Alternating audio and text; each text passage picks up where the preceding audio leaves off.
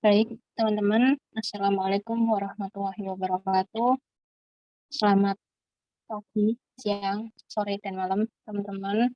Semoga kalian sehat selalu. Nah, ini adalah video kelanjutan dari yang video penjelasan materi. Nah, pada kesempatan kali ini, saya ingin memberikan tutorial mengenai cara penentuan limpasan permukaan atau volume limpasan dengan metode SCSCN. Untuk penjelasannya, bisa teman-teman tonton video sebelumnya. Nah, untuk kali ini kita tutorialnya. Nah, eh, langkah-langkah dalam penentuan limpasan permukaan dengan metode SCSCN itu ada 6. Yang pertama, bisa teman-teman sambil buka modulnya. Modulnya ada di halaman 35.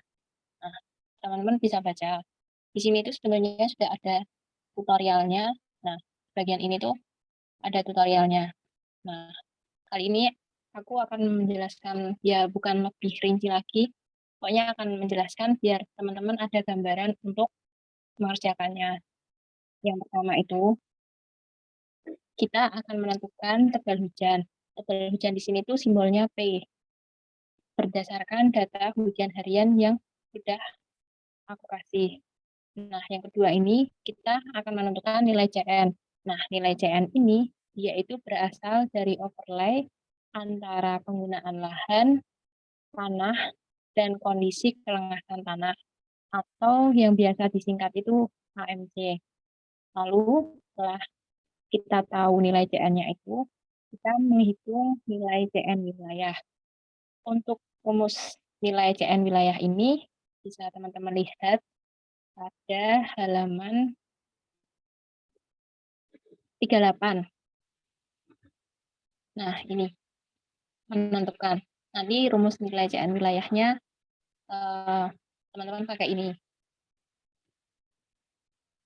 Selanjutnya, kita akan menentukan S atau retensi potensial. Jadi S ini merupakan kemampuan dari tanah yang mampu untuk menyerap air. Jadi seberapa besar kemampuan tanah itu untuk menyerap air yang jatuh di atasnya. Lalu kita menentukan PE. PE ini hujan efektif, yaitu seberapa besar hujan yang turun dan menjadi limpasan permukaan. Selanjutnya, kita akan menentukan volume limpasan. Nah, simbolnya itu V. Ya, kita mulai dari yang poin ke-1 dulu ya, teman-teman. Nanti, teman-teman kan sudah ada di drive.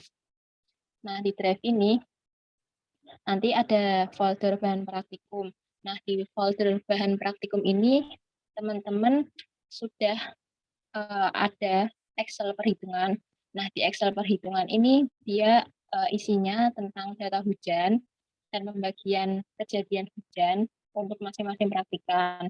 Terus ada format untuk perhitungan nilai CN. Nah, nanti di folder SHP ini teman-teman ada SHP atau save file penggunaan lahan dan save file tanah. Nah, untuk yang pertama dulu, kita akan menentukan tebal hujan. Nanti setelah teman-teman buka di folder yang tadi perhitungan, di yang sheet pembagian data hujan, itu udah ada nama-nama praktikan. Nah, misal ini Ahmad Singgih, dia dapat tanggal 10 dan seterusnya.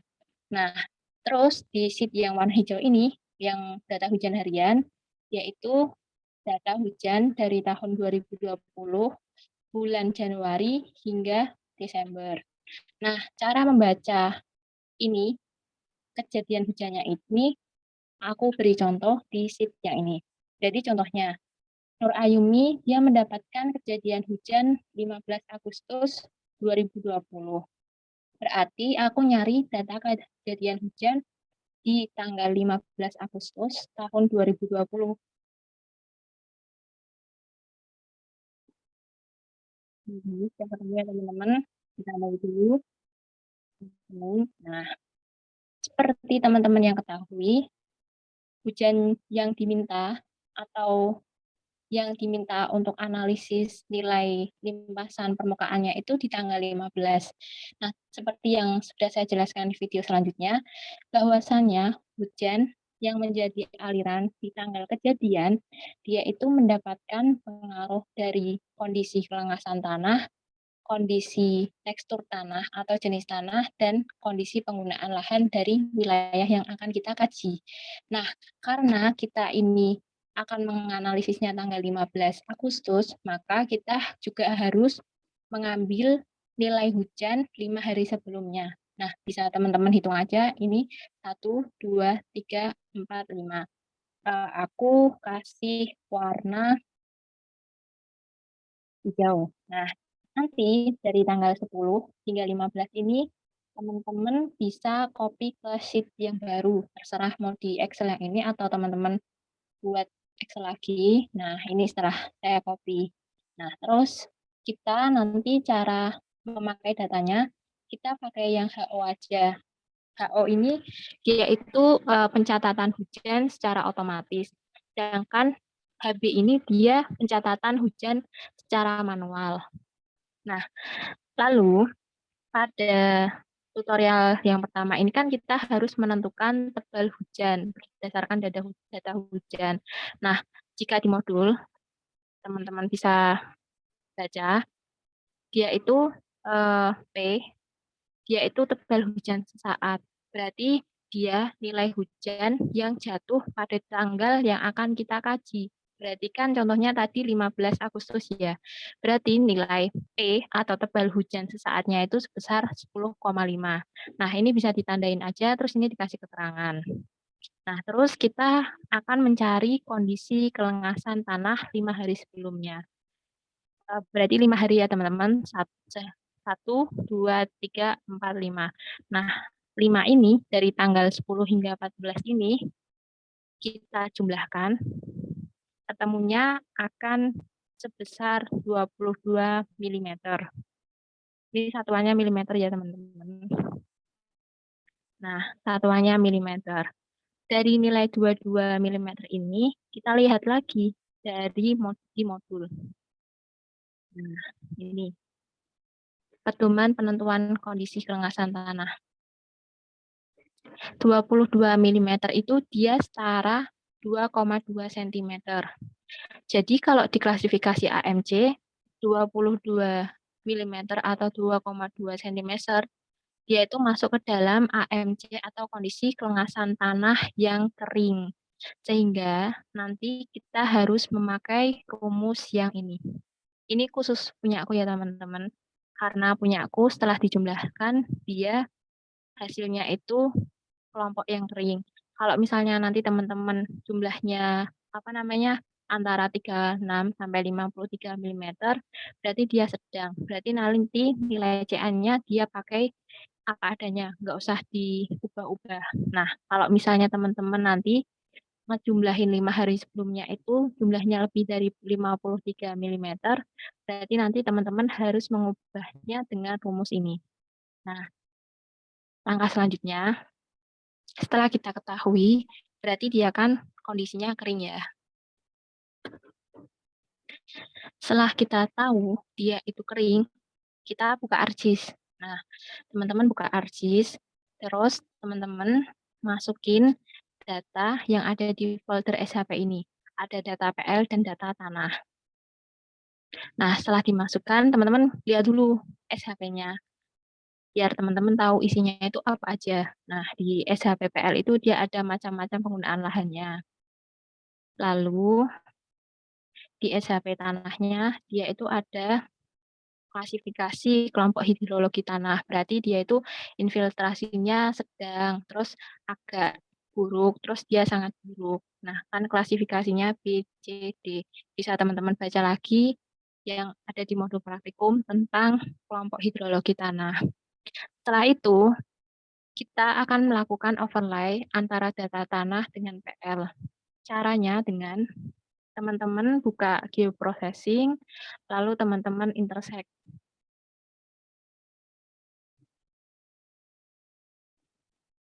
Nah, lalu kita masukkan data tanah.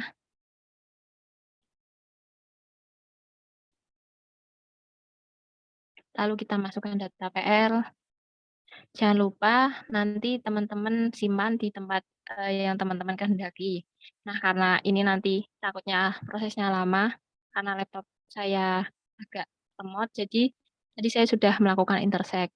Nah, hasilnya dia akan seperti ini.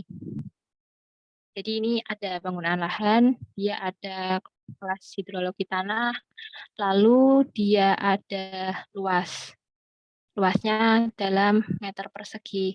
Nah, untuk kalian ketahui aja, kita sebenarnya setelah di-intersect itu dia hanya munculnya itu sampai ini aja.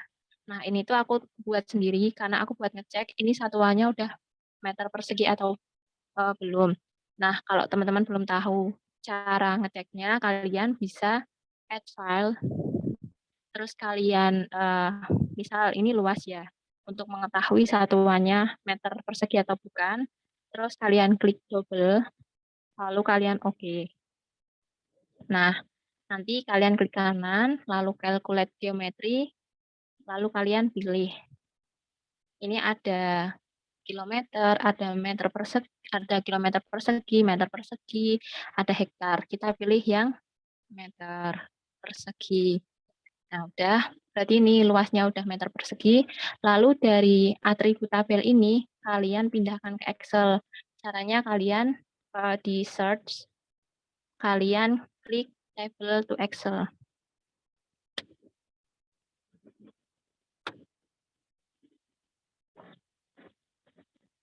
Nah, nanti tabel to Excel, kalian klik.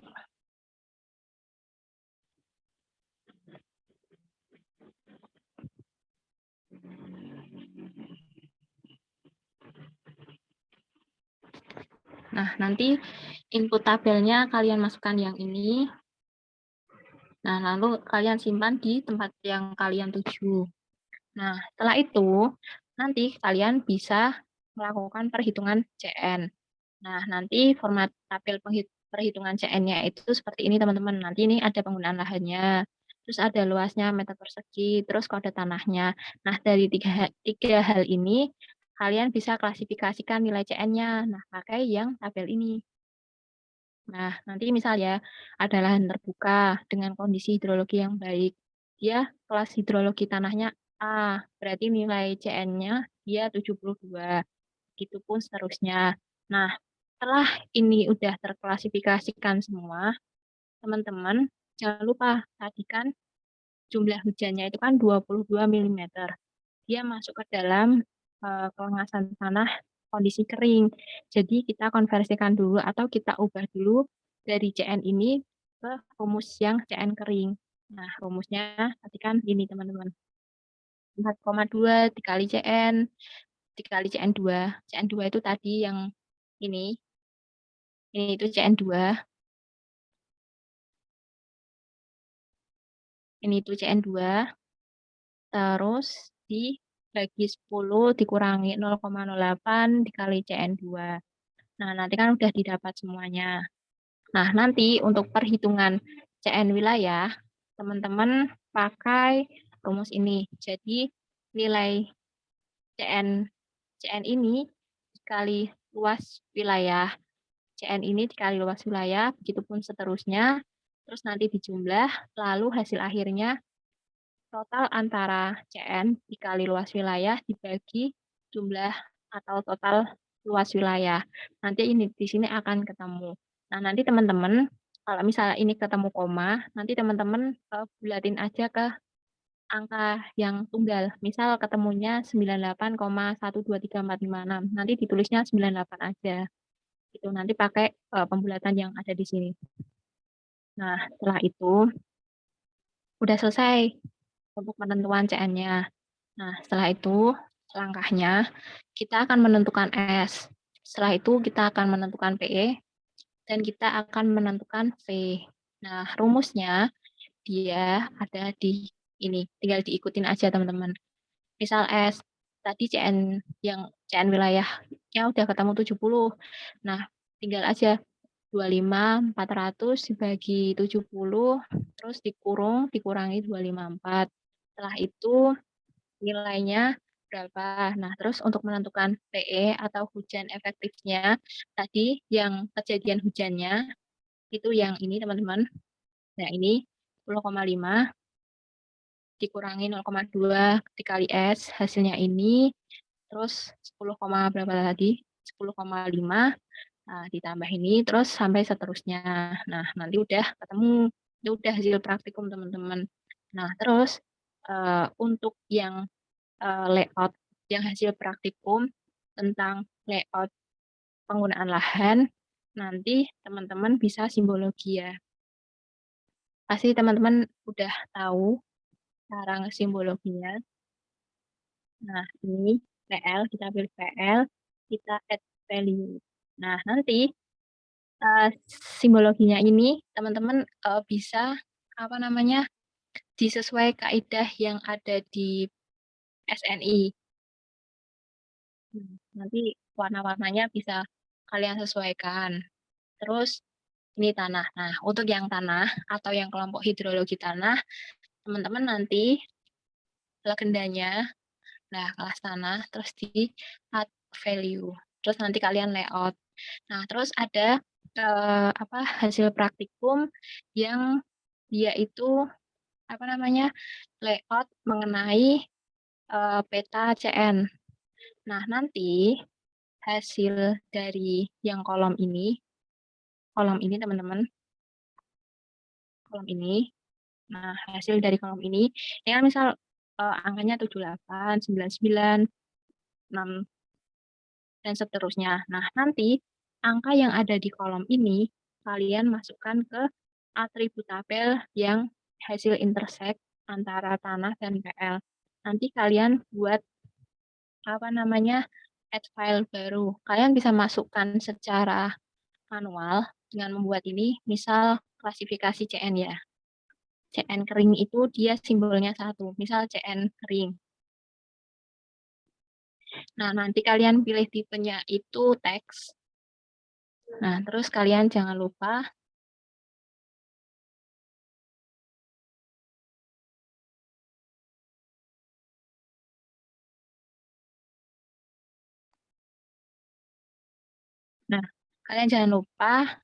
edit feature.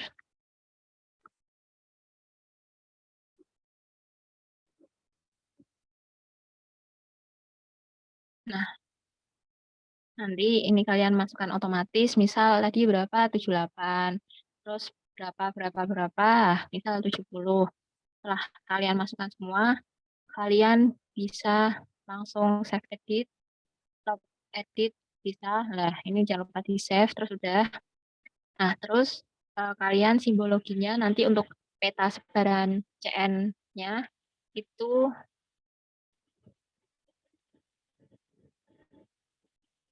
kalian pilih yang CN ini, lalu kalian add value. Nah, ini kan karena tadi belum diisi semua ya. Nanti kalian legendanya ini. Nah, nanti warnanya bisa kalian ganti ke warna yang ada gradasinya. Jadi kalian tahu, oh, yang nilai paling tinggi itu di daerah mana. Misalnya seperti ini. Nah, itu teman-teman.